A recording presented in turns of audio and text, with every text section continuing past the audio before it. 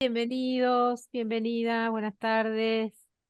Qué lindo verlos y encontrarlos. Para mí esta clase siempre me encanta porque hago crecimiento y desarrollo, así que en realidad es como quiero transmitirles mi propio entusiasmo en la temática, sabiendo que cada vez que tienen que estudiar desarrollo me miran como, no sé cómo te puede gustar, ¿no? Pero créanme que está buenísimo y ojalá con estos pantallazos que estamos dando dentro del curso de nivelación les sirva a ustedes como tips. Es muy, muy, muy elemental lo que necesito que sepan, muy elemental. Después está el desarrollo de las clases y después viene todo el proceso de la reflexión en cada una de las preguntas que seleccionamos durante toda la programación de este curso.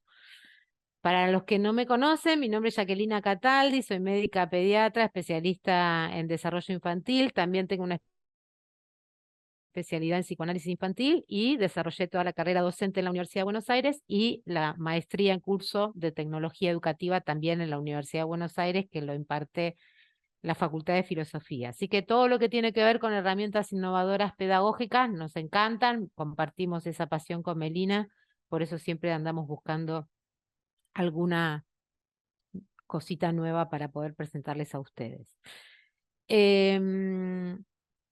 Vamos a empezar. Esta clase tiene dos partes, crecimiento y desarrollo. El crecimiento está estrictamente relacionado a conceptos más elementales de volumen, ¿sí? y de definiciones que usamos los pediatras, y que, como siempre digo, no es que le van a preguntar una definición de qué es un percentilo, pero no pueden pasar por la materia de pediatría, por lo menos que yo sea responsable y no haberles dado esas definiciones como relevantes, porque es desde donde nos movemos los pediatras. Vamos a hablar un poco de desarrollo infantil, los hitos más importantes hasta la adolescencia y el desarrollo puberal para finalizar. Entonces, dentro del crecimiento, lo que nosotros sabemos es que en principio es una cantidad de secuencias o de diversos procesos que tienen que ver con mediciones concretas, numéricas, donde nos basamos a partir de la elaboración de la guía, que en este caso yo tengo la etapa del 2013, pero salió una nueva guía en el 2020, que es la misma guía, pero actualizada sobre todo en el color de las referencias de las tablas y de los cuadros, porque antes usaba el color rosa y celeste y ahora son grises, obviamente, ¿no?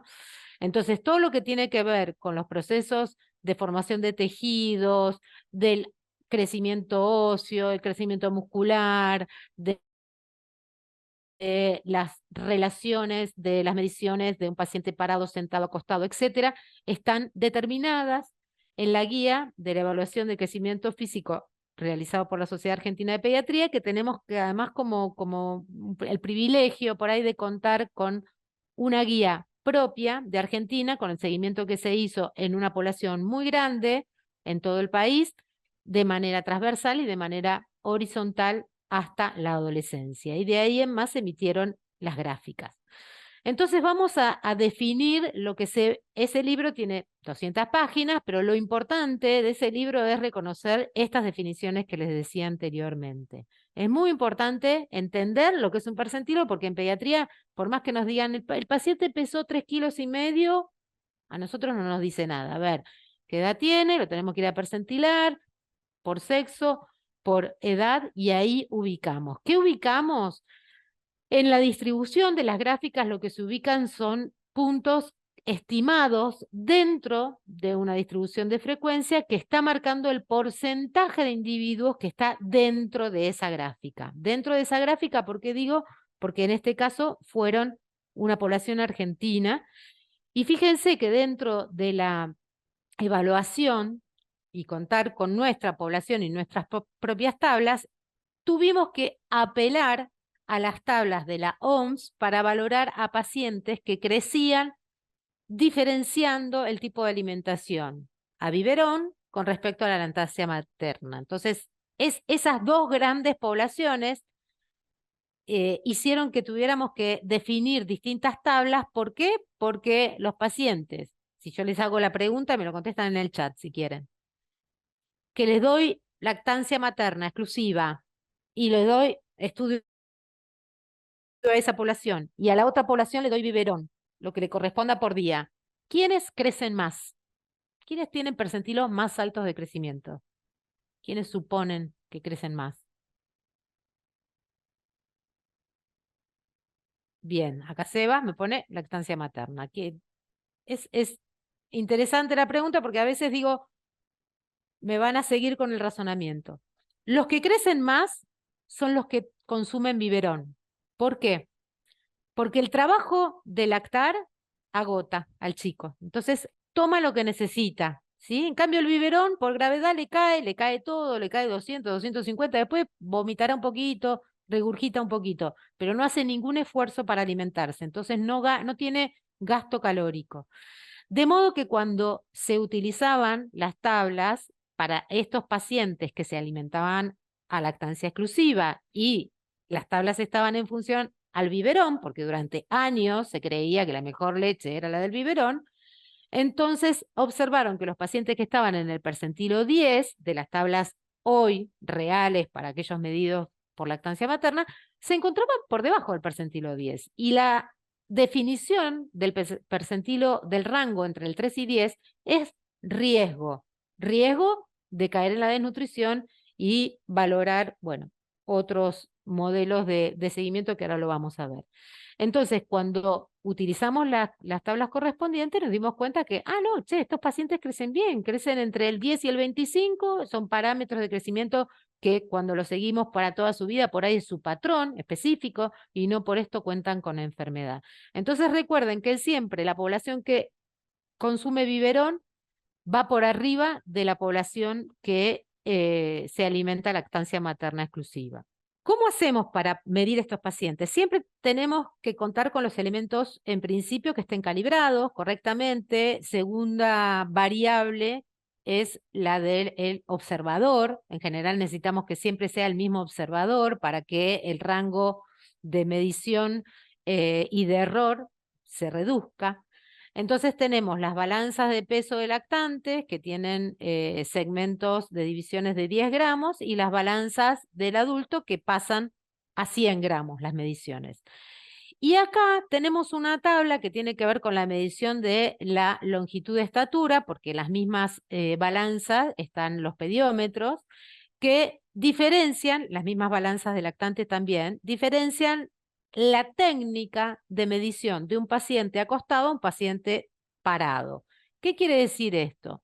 Que cuando nosotros hablamos, y lo van a ver en la descripción de las preguntas, cuando hablamos de un paciente lactante hasta los 2 años, tenemos que hablar de longitud. La longitud está determinada por la medición en posición acostado, ¿sí? Como está el lactante y a partir de la posición parado o sedente, por efecto de la gravedad, tenemos una disminución de más o menos 0,7 centímetros que está representada en este segmento, bien que hay como un cortecito, como si estuviera mal editado la gráfica.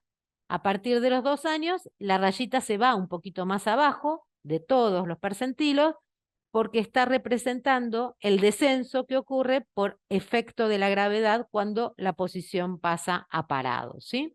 Entonces eso es importante porque cuando nosotros vamos a ver el índice de masa corporal que tomamos la talla al cuadrado, esta representación se intensifica.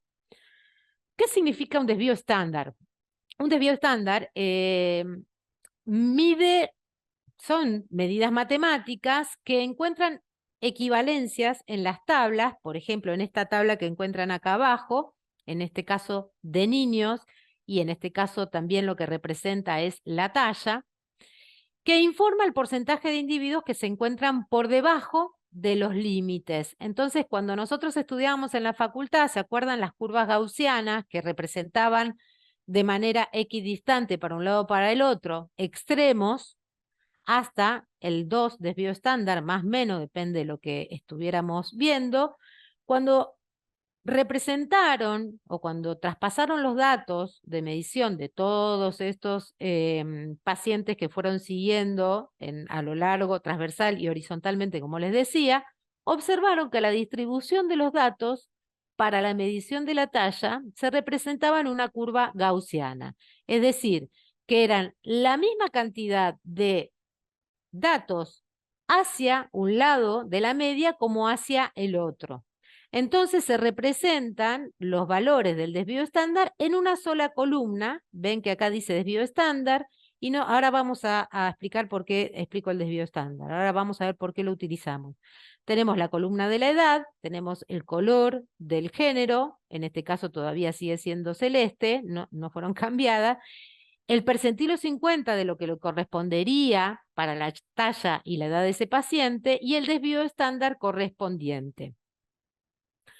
Cuando vieron la distribución de los datos del peso de la misma población, observaron que ya no era una distribución bajo la curva gaussiana, sino que tenía una forma no gaussiana donde representaba mayor dispersión en los valores más altos.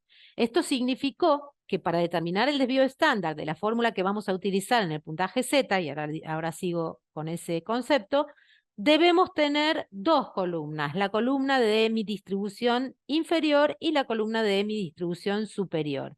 Es decir, que la representación de la curva gaussiana está dada en las mediciones de la talla, mientras que en las mediciones del peso la distribución se representó como no gaussiana. Puntaje Z. El puntaje Z, entonces, es aquella medición que consiste en especificar mi paciente. Mi paciente. Y acá empezamos a determinar un poquito también el concepto de lo que es desarrollo, ¿no? Ya salimos también de lo que es la normalidad, de lo que es lo que todos deben cumplir, el patrón, sino ir a la individualidad y reconocer mi paciente como sujeto propio y único que tiene un patrón de crecimiento específico.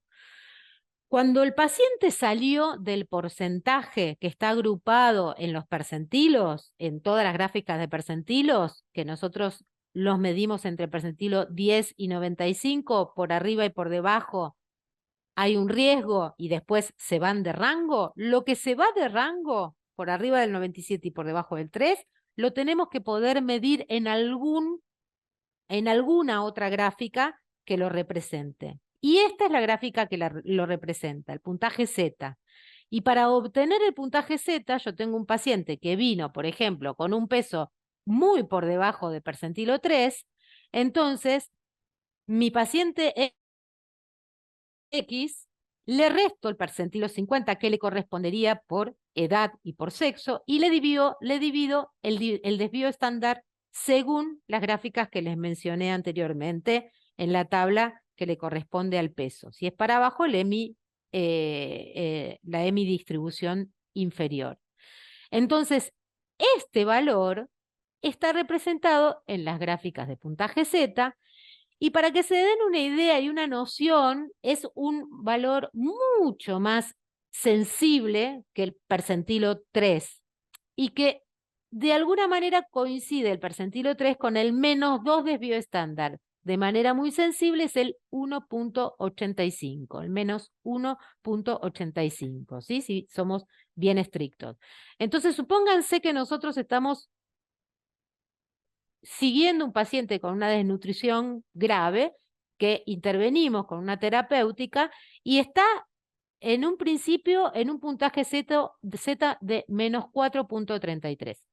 A partir de ahí, nosotros empezamos a seguir a nuestro paciente, depende de la patología que tenga, el intervalo de controles, y lo tenemos que ir acomodando para llevarlo por lo menos a un percentilo 3 de puntaje Z, que sabemos que de ahí en más va a entrar a el seguimiento de los percentilos, ¿sí? Entonces, el puntaje Z, ¿para qué nos sirve? Para determinar mi paciente cuánto está por fuera de los percentilos 3 y 97, es darle un valor absoluto a eso y seguirlo en función de mi terapéutica. ¿Qué es el índice de masa corporal? Ese lo conocen porque en general se usa mucho para adultos. En pediatría lo usamos menos. En general usamos mucho el puntaje Z, pero cuando el paciente va creciendo y tiene sobrepeso, empezamos a usar las dos fórmulas como para después pasarlo al especialista en pediatría, en adolescencia y después al clínico y ya tenga la variable del índice de masa corporal si no lo pudimos nosotros mejorar sus valores, ¿no? Es un indicador que se usa mucho, define el sobrepeso por arriba de 25 kilogramos por metro cuadrado, la obesidad más de 30, igual que en los adultos, y también nosotros volvemos a corroborar que ese valor del índice de masa corporal esté ligado a los percentilos. El sobrepeso por arriba del 85 y la obesidad por arriba del 97, ¿sí? ¿Cuál es la fórmula? Lo que decíamos antes, que como es peso sobre talla al cuadrado, fíjense que la representación gráfica tiene un corte aún mayor que la que representábamos solamente para la medición. Lo que hay que acordarse del índice de masa corporal en pediatría es que un incremento brusco, independientemente del valor inicial o una ganancia de 2 puntos en un año, debe ser considerado un indicador de riesgo de sobrepeso. Y acá agrupamos todas nuestras definiciones en función del percentilo y el puntaje Z. Para el sobrepeso lo definimos en función del percentilo, más de 85 menos de 97, para el puntaje Z, más de un desvío estándar menos de 2 desvío estándar, y para la obesidad, más de 97 en un percentilo, más de 2 desvío estándar en puntaje Z. En los niños menores de 2 años siempre lo tenemos que relacionar con otros parámetros porque la talla completa su proceso de acomodación al patrón genético a partir de los 2 años. Entonces, antes de los 2 años hay muchas variables de las mediciones de talla, que por eso hay que ser un poco más estricto para cuando vamos a utilizar este patrón. Y por último, dentro de las definiciones, ¿qué sería la velocidad de crecimiento? Nosotros decimos, bueno, viene mi paciente, lo peso, lo mido, al pediatra no le dice nada a eso, voy a las gráficas, lo percentilo, está en un percentilo de peso menor del 3. Hago mi fórmula para determinar cuál es un puntaje Z. Tengo el puntaje Z. Supónganse que lo vamos a estudiar porque tiene baja talla, porque la variable de peso es más vulnerable. La talla cuenta con un proceso más crónico en la noxa, una enfermedad más crónica para que la termine afectando. Acuérdense que siempre cuando hay alguna patología, primero toca el peso, después la talla. Entonces, yo tengo que tener parámetros para ver si este paciente viene creciendo bien en este último tiempo o tuvo un impacto anterior que no le permitió recuperarse al momento que yo lo veo. Entonces, para eso necesito 2 parámetros, que es la medición actual y un parámetro anterior para sacar la velocidad de crecimiento. La velocidad de crecimiento es una fórmula compleja, que no para nada tiene que ver con la propuesta de hoy, pero sí tienen que saber que está determinada por la valoración de la fecha de nacimiento, de la fecha del control 1 y de la fecha del control 2, y después se representa en estas gráficas de velocidad de crecimiento donde fíjense cómo se aplica la mayor velocidad de crecimiento en los pacientes hasta los 2 años. Fíjense que los gorditos aumentan un montón, los recién nacidos, y después va disminuyendo esa velocidad de crecimiento, y en el empuje puberal. Y si tuviéramos una gráfica durante la gestación, antes del nacimiento, también veríamos que de 2 células nace un bebé, o sea, la mayor velocidad de crecimiento ocurre durante la gestación, ¿sí? Entonces, esto es representativo de entender qué ocurrió en los últimos 4 o 6 meses de mi paciente para saber si ese paciente está por debajo del percentilo 3, porque hay algo que lo está afectando en este momento, o está en una velocidad de crecimiento en percentilo 50, es decir, adecuada, pero su percentilo de talla está por debajo del percentilo 3, entonces nos tenemos que ir a pensar qué pasó durante la gestación o en los primeros 2 años de vida, que fueron los de mayor velocidad de crecimiento y que se vio impactado por algún agente externo que lo condicionó a la baja talla, ¿sí? Edad ósea es algo que lo van a escuchar un montón porque está muy relacionado también a la evaluación de los pacientes en su crecimiento, pero sobre todo al desarrollo puberal.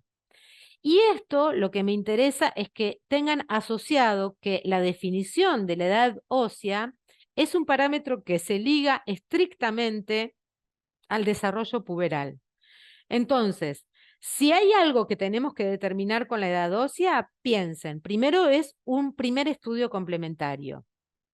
Soy pediatra, tengo un montón de maneras de evaluar a mi paciente antes de pedirle un estudio complementario.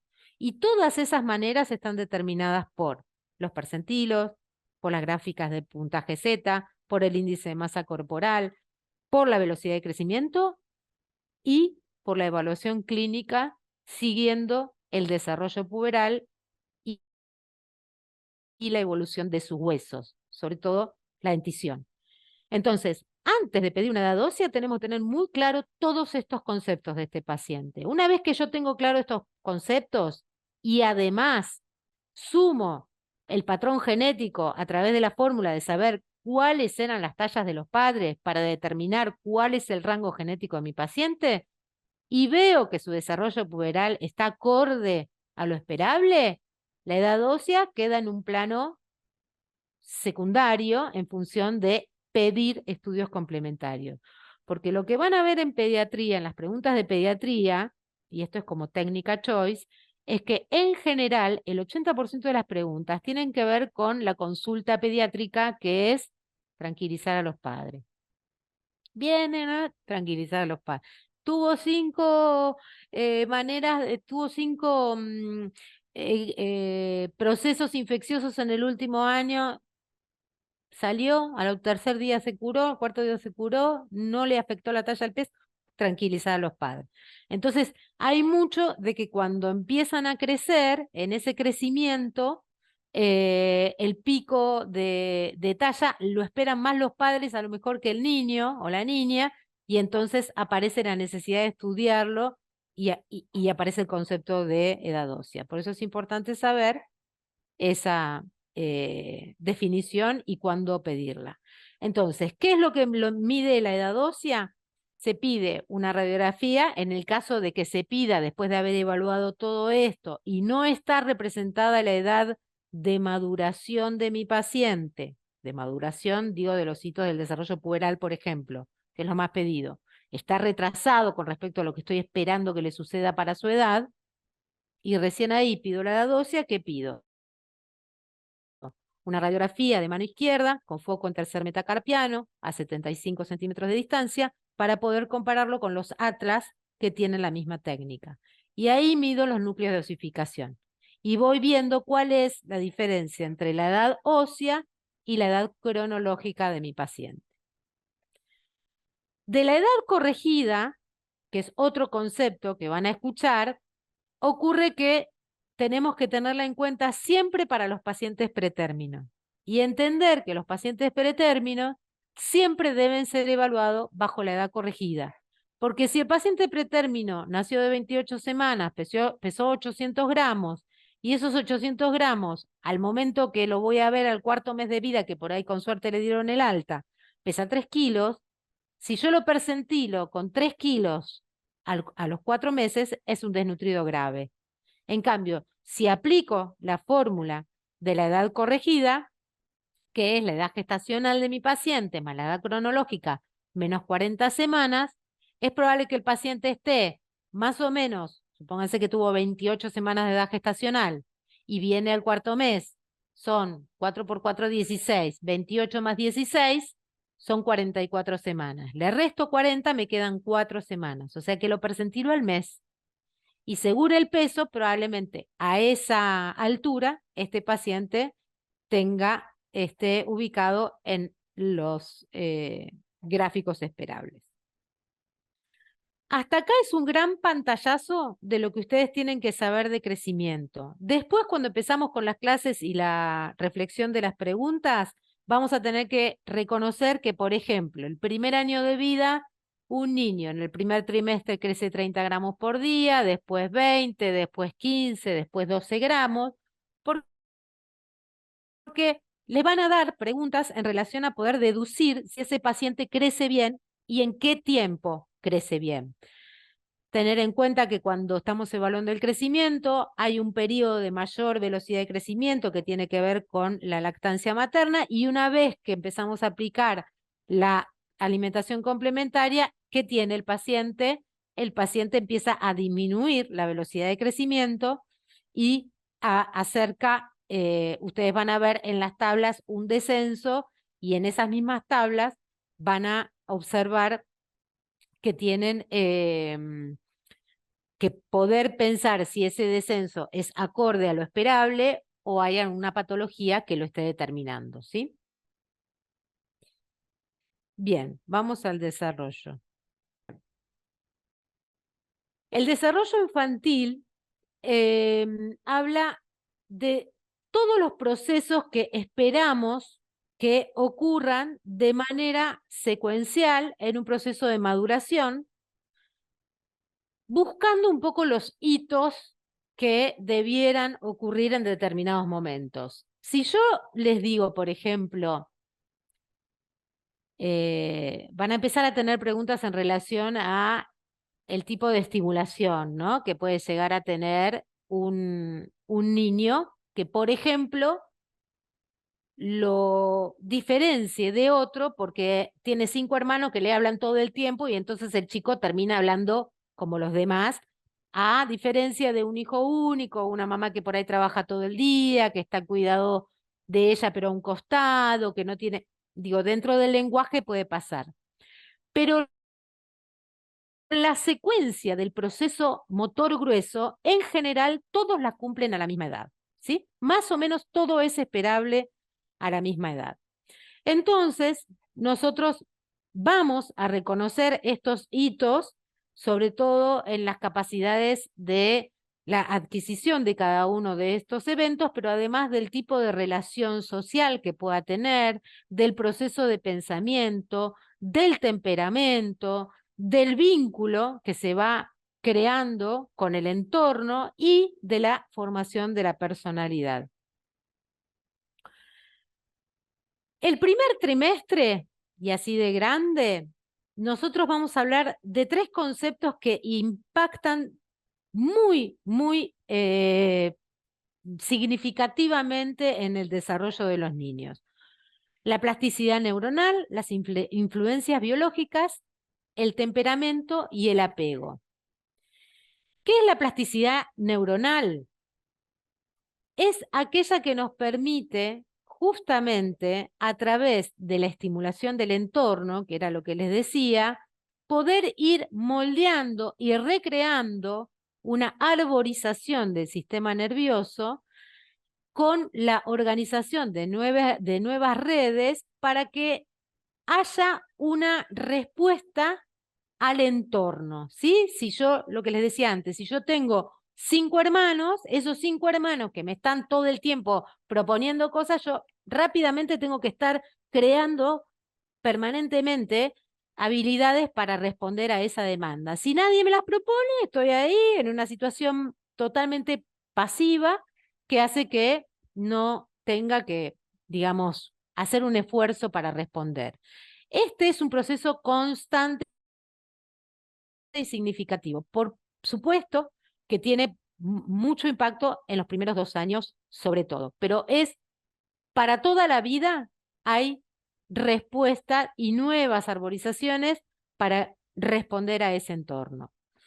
Dentro de las influencias biológicas, estas intervienen sobre el crecimiento y el desarrollo y son variables. ¿Por qué? Porque están determinadas por la genética, por las enfermedades, porque pueden también impactar positiva o negativamente y responder a la epigenética. No sé si escucharon el concepto de la epigenética, pero la epigenética habla en estas influencias biológicas de lo que ocurre con respecto a poder modificar respuestas de alguna información genética mediante neurotransmisores. O sea que la epigenética puede cambiar aquello que genéticamente estaba determinado, ¿sí? Eso es algo muy novedoso y muy esperanzador en la pediatría, porque nos permite intervenir y saber que ese chico va a responder porque tiene con qué. El temperamento se refiere directamente a todas las variables emocionales que ese niño trae, independientemente del medio. Es propio, es de uno. Por eso, cuando se hacen seguimientos de mellizos o hermanos, se observa la diferencia de temperamento, o trillizos, se observa la diferencia de temperamento cuando son creados en el mismo lugar, en el mismo espacio temporoespacial, etc. El apego es fundamental para un buen desarrollo, fundamental. El apego es lo más importante que existe para que ese niño quede como liberado de las preocupaciones, ¿sí? Si tiene un apego eh, seguro, va a estar tranquilo para poder entrar en el proceso de aprendizaje sin interferencias. Un chico en estrés, un chico con un mal vínculo, un chico con maltrato, no aprende porque está intervenido por una situación de estrés. Y dentro de lo más grueso que vamos a ver en este primer semestre, mejor dicho, es este control progresivo. Entonces, vamos a esta secuencia. Esta secuencia, como les decía, cuando a un niño se lo evalúa boca abajo, va a hacer el movimiento de la cabeza para liberar orificios. Ese movimiento lo va a hacer por repetición, ¿sí? Esa repetición le permite ir mejorando y teniendo mucho mayor fuerza muscular en todo lo que tiene que ver con los músculos paravertebrales. ¿Para qué? Para empezar a hacer el balconeo y empezar a mirar todo su alrededor. Esto gana más o menos al cuarto mes, esto que ustedes saben que es como descubrir el mundo, salir de la instancia donde su vida es una teta y piensa que en la evolución psíquica de este niño, piensa que todo lo que es él lo completa con su madre, o sea, todavía no hay registro de la división entre el individuo y su madre. Entonces, empieza a sostener la cabeza porque gana esa fuerza muscular, realiza el balconeo, empieza a hacer este movimiento hasta que logra el trípode. ¿Para qué? Para sentarse y recién ahí, una vez que completó estas dos secuencias bien importantes del motor grueso, puede empezar a seguir con el motor fino. Fíjense la posición de este bebé, es interesante, los bebés pueden pasar a una instancia de gateo en caso de que lo logren, y eso sería lo ideal. Se vieron pacientes que cuanto mejores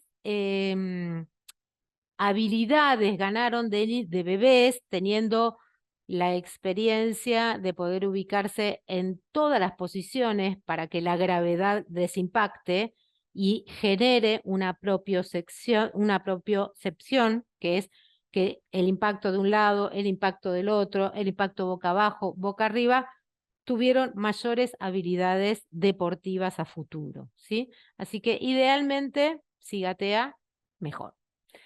En el segundo semestre existen coincidencias temporales, justamente esta parte tiene que ver con porque hubo un montón de preguntas y todo el tiempo lo remarcan en relación al hito más importante del segundo semestre.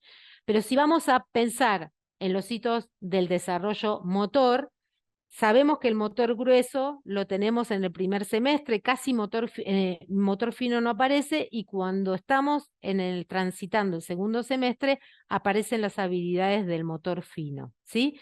¿Cómo empiezan? Si nosotros sabemos que el desarrollo es cefalocaudal, próximo distal y de la dependencia a la independencia, esta posición de la mano, ¿sí? si nosotros tomamos la posición anatómica, lo primero que aparece es la posibilidad de agarrar un objeto no muy pequeño, como si fuera una garra, tomando desde la región cubital. Después, el desarrollo de la pinza sigue con el proceso del rastrillo a los 7 meses, continúa con la pinza inferior o pinza de pulgar, hasta completar la pinza fina, que es el último hito del desarrollo fino, a los 12 meses, y que está íntimamente relacionado a los procesos intelectuales. Cuanto más fino, cuanto más habilidades finas tenga mi paciente, más está ligado a desarrollar procesos intelectuales con mayor facilidad. En el medio de este proceso del segundo semestre, alrededor de los 9 meses, aparece la permanencia del objeto. Esa permanencia del objeto está relacionada a que cuando el niño nace y le muestran un objeto, el niño sigue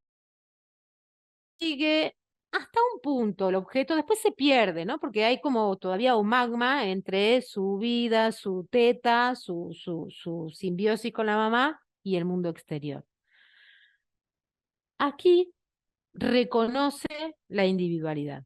Aquí reconoce que el objeto, si desapareció de su vista, es que está en algún lugar, no que se desintegró o que no hay ningún interés por reconocer dónde está, sino que está.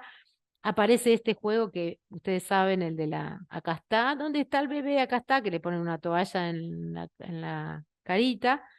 Y aparece también, coincidentemente, posterior a la angustia de separación, que sucede unos meses antes, entre 1 y 2 meses antes. ¿Esto qué quiere decir? Que el niño se empieza a angustiar, más o menos a los 8, y se da cuenta que ahí hay una mamá que antes estaba todo el tiempo con él, pero que ahora no está, porque se fue a trabajar, porque tiene que hacer sus tareas, porque lo mejor que le puede pasar es que haga una vida por fuera del niño para que se extrañen, y ahí empieza a entender este concepto de la permanencia del objeto, que coincide con las primeras palabras con sentidos, por ejemplo, mamá. Esta otra figura es para remarcar que es fundamental en este momento que el motor grueso esté determinado por la variabilidad de posiciones que pueda lograr este niño para poder alcanzar finalmente la deambulación, ¿sí? Entonces, en el primer semestre se prepara para que en el segundo semestre se complete el desarrollo de la pinza o el desarrollo motor fino, que es fundamental en este momento. Aquí lo que dice es que a los 6 meses el lactante ha descubierto sus manos, y acuérdense que una de las cosas que lo vamos a ver con mayor intensidad es que los niños primero reconocen el mundo a través de la mano, llevándosele la mano a la boca, pero después logran interaccionar una mano con la otra, y ahí es donde aparece el concepto de línea media, ¿sí? Después esto sigue, digamos, madurando hasta alcanzar, como les decía, la pinza fina. Y el motor grueso aparece desde la posición sentado a lograr, por lo menos a los 12 meses, pararse con ayuda y, en el mejor de los casos, caminar, ¿no? Bien, en el segundo semestre aparece también esta instancia de manipulación de los objetos, como les decía antes, que está bueno colocársela con los alimentos. Por eso acá hay toda una teoría en relación a la nutrición, que es bueno que el niño descubra cada una de las consistencias del alimento que se le va dando. A partir de los 6 meses uno va incorporando secuencialmente diferentes calidad de alimentos, y es una buena, digamos, sugerencia promoverlos a partir de que el niño agarre generando con su pinza, con su dedito, esta instancia de probar esa calidad de alimento. Y acá el gateo, como les decía antes, ¿sí? Entonces, en este primer año, la determinación de la evolución del desarrollo está realizada de manera cefalocaudal, primero sostiene la cabeza, después se sienta, después se para, después camina, próximo distal, por eso la pinza aparece de manera cubital para terminar en la pinza fina, y de la dependencia a la independencia, que ahí es donde más hay que ponerle el ojo, ¿no?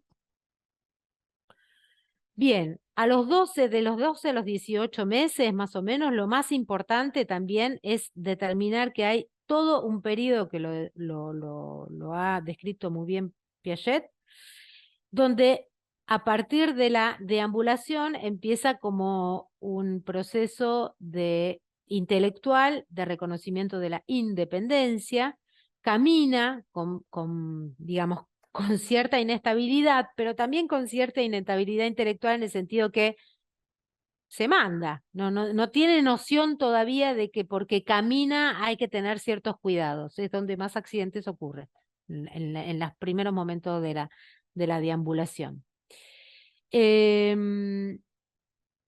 Y aquí en el motor fino sigue el término de ver cómo utiliza la pinza fina para agarrar una bolita y ponerlo en un agujerito. ¿Dónde aparecen los accidentes?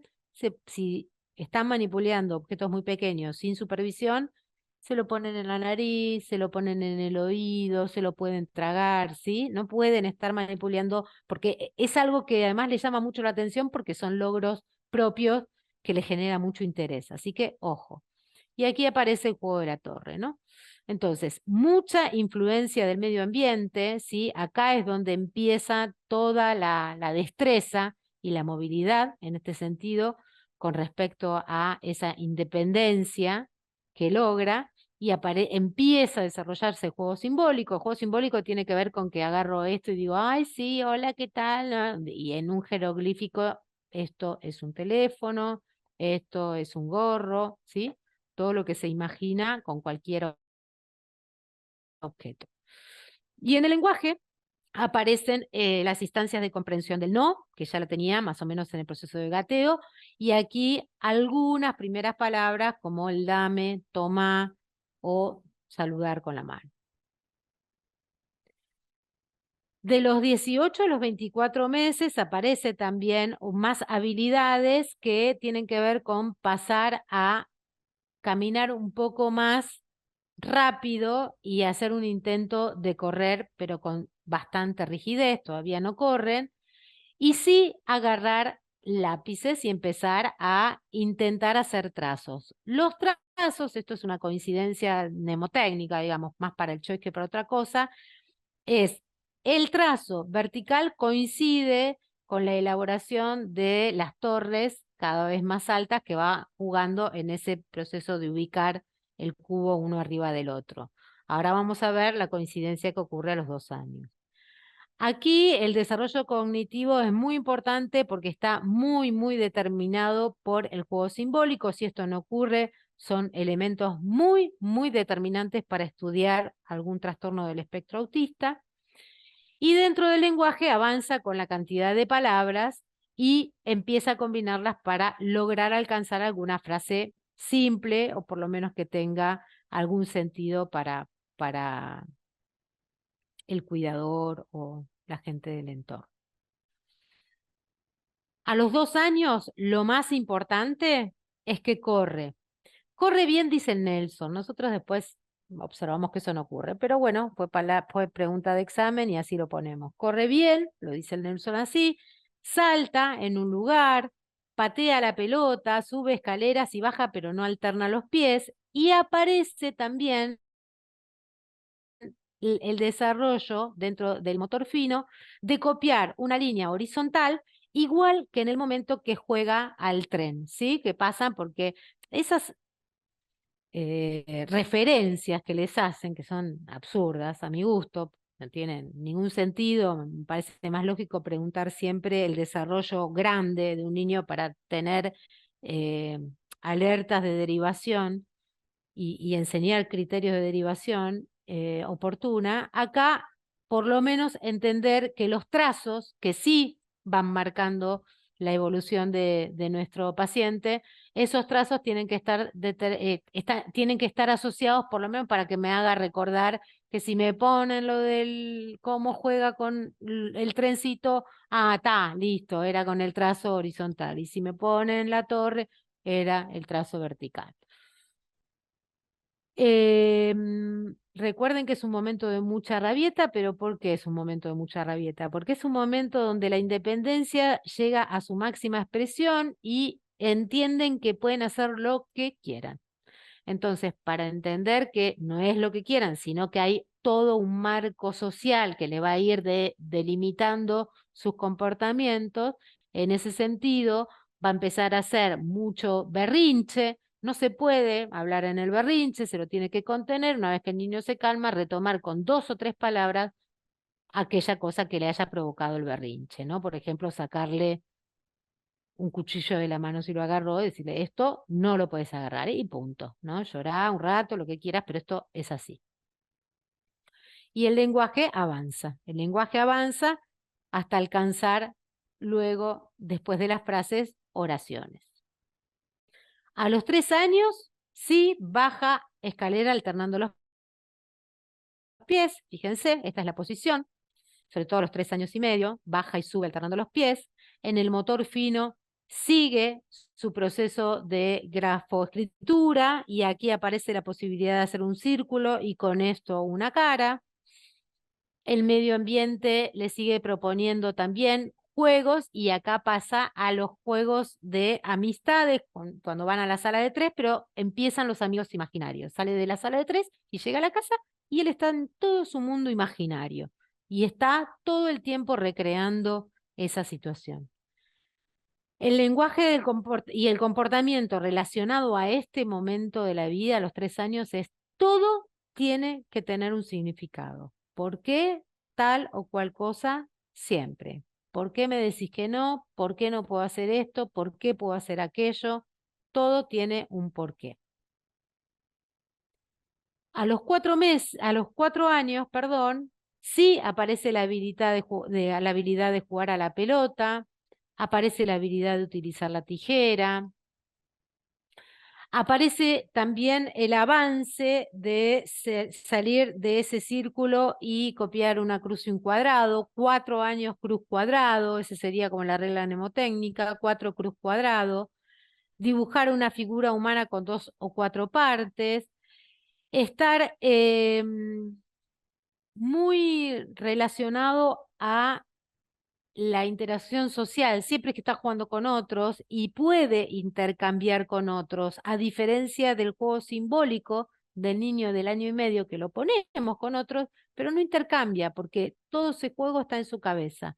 Acá sí, intercambian, hacen cambio de roles, tienen posibilidad de tener un lenguaje mucho mayor, entonces ya se comunican verbalmente, esa expresión del lenguaje oral los facilita, ¿sí? Y esto es en relación a las habilidades cognitivas. El Nelson dice, bueno, 4 años cuenta hasta 4.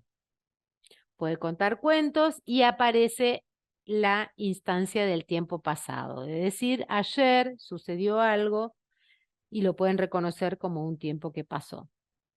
A los 5 años vamos a tener habilidades de evadir, de saltar en un pie como acá, como la rayuela, de ya tener todas las instancias de hacer dibujos, tener la posibilidad de pintar y casi no salirse de la raya porque ya sus habilidades finas están bien avanzadas. Ayuda a vestirse, está muy interesado en todas las tareas domésticas, en las tareas que tienen que ver con eh, poner la mesa, sacar la mesa, decirle, bueno, lleva el pan o con este pancito ponele, cortar en rodajas. Y la parte del lenguaje avanza y ya repite también frases, cuenta hasta mucho más, y esto está muy determinado a la influencia del entorno. El Nelson dice hasta 10, pero hay chicos que a esta edad cuentan mucho más que 10. Y aparece el tiempo futuro, saber lo que va a pasar mañana, ¿sí? Esa noción de lo que ocurre bueno, mañana cómo va a ser mi día y poder anticiparse a esa situación. Hasta acá es el desarrollo que abarca la mayoría de las preguntas en los conceptos muy elementales. Yo volvería a esto al finalizar toda la programación. Después vamos a analizar, como les dije, un montón de, digamos, están las clases grabadas, pero hay un montón de preguntas donde hay mucho análisis sobre esto, pero volvemos a esta síntesis, que es lo mínimo que tienen que saber previo al examen. Por último, el desarrollo puberal está determinado por 3 periodos, un periodo temprano, un periodo medio, un periodo tardío, que abarca una gran variación individual. Ustedes recordarán su propio desarrollo puberal, que a lo mejor estaba relacionado con la de otros compañeros, si son varones que crecieron antes, si son mujeres que desarrollaron antes o que tuvieron la menarca antes. O sea que la variabilidad es muy amplia. Lo que sí sabemos es que ocurre entre los 8 y los 9 años. A los 8 empieza el desarrollo puberal en las niñas, a los 9 en los varones. Y también sabemos que a partir de la pandemia hubo una reducción significativa en la aparición de la telarca, del desarrollo puberal en las mujeres, por influencias de efectores disruptivos endocrinológicos. Por ejemplo, el uso de pantallas, la no la inversión, pero sí como el alargue de los días, de terminar los chicos en pantallas durante mucho más horas de lo que orgánicamente están acostumbrados, entonces los picos de cortisol se modificaron, bueno, una serie de acontecimientos endocrinológicos que impactaron significativamente en el mundo en la reducción de la edad de la aparición de la telarca. ¿Qué tenemos que saber del desarrollo puberal? Esta secuencia. Siempre recordar que en la media de la población, percentilo 50, la telarca se produce entre los 10 y los 11 años, si bien la definición ocurre a partir de los 8, que los varones ocurre a los 11 años y medio, que el vello pubiano de la mujer aparece 12 meses después, y que esta secuencia, tanto de la mujer como del varón, siempre es la misma. Si la secuencia se altera, hay que estudiarla. Primero es la telarca, después el vello pubiano, luego el empuje puberal, por último la menarca en la mujer. Y en el varón, primero el aumento del tamaño testicular, luego el pene, luego el vello pubiano y por último el empuje puberal. Que el varón tenga un empuje puberal 2 años después de la mujer, o 2 años y medio, implica que gana un promedio en talla de 12,5 centímetros, que lo relacionamos cuando ustedes observan la fórmula que utilizamos en el patrón genético, ¿sí? La talla de la madre más del padre, dividido 2, más menos 12,5, se lo sumamos a la talla si es un varón, se lo restamos si es una mujer. Esta secuencia de estadios de Tanner, estadio 1, 2, 3, 4 y 5, lo habían preguntado hace muchos años y lo volvieron a preguntar, así que vamos a ponerle atención, le vamos a poner atención con la gráfica también. Parte del pecho infantil al botón mamario, que es el primer signo de desarrollo puberal, estadio 2, hasta el pecho adulto, areola no sobreelevada, ¿sí? Con esta secuencia, más o menos, para que puedan reconocer en las preguntas ese desarrollo. Mientras que en el varón, en el estadio 2 de Tanner, aparece el aumento del tamaño testicular, que parte de más o menos 3 milímetros. Estos números son los números de los orquidómetros, estos números son los valores por mililitros o centímetros cúbicos. Y aparece la evolución del testículo, ¿sí? Yo sería lo último que agarraría después de tener que estudiar todo lo que a ustedes les toca estudiar durante toda la programación. Sobre todo mirar el dibujo. Bueno, este fue el gran pantallazo para que compartamos. ¿Alguna pregunta?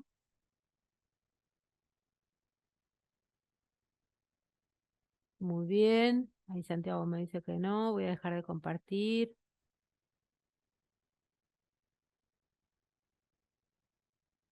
Muy bien. Bueno, entonces nos seguimos viendo con todos estos encuentros de nivelación y ya después, dentro de unas semanas, arrancamos con la profundidad de cada uno de los temas. Espero que puedan ir siguiéndolos, así no se retrasan, tienen buen tiempo y cualquier cosa nos leemos en los foros, ¿sí? Gracias, Gracias. buen fin Vale, de... gracias. Buen fin de chicos. Gracias. Chao, Gracias. Fernanda. Chao, chao.